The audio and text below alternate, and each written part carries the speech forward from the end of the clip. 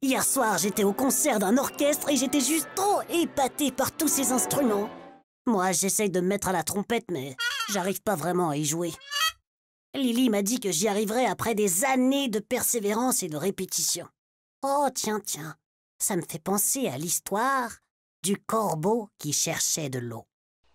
Un jour de canicule, alors qu'il fait particulièrement chaud, un corbeau décide de chercher un endroit où il peut boire de l'eau. En volant au-dessus d'un petit village de campagne, le corbeau découvre une cruche d'eau laissée dans l'ombre sur un rebord de fenêtre d'une ferme. Il s'approche de la cruche et constate avec bonheur qu'il y a encore de l'eau dedans. « Oh, quelle chance! Je peux enfin me rafraîchir !» dit le corbeau, soulagé. Il plonge son bec dans la cruche et aperçoit son reflet à la surface de l'eau. Malheureusement, pauvre corbeau, son bec est juste un peu trop court, de quelques centimètres à peine.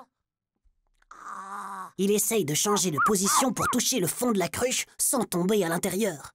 Mais c'est pas si facile que ça. Oh. C'est même plutôt impossible. Frustré, le corbeau se demande quoi faire. Continuer son chemin et risquer de ne trouver rien d'autre? Non, dit le corbeau.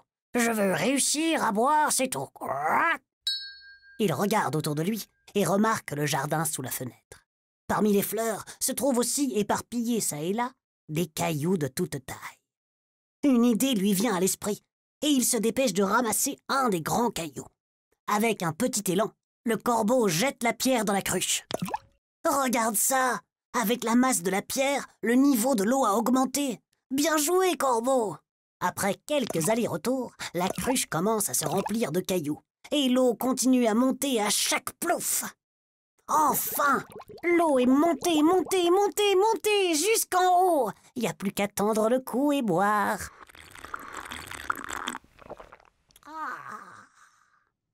Et voilà, un corbeau bien rafraîchi est un corbeau heureux. Sa soif étanchée, le corbeau continue son chemin, laissant fièrement derrière lui la cruche remplie de pierres, un monument de sa persévérance. Fallait la trouver, cette astuce, oh là là! Qu'est-ce que t'en penses, toi?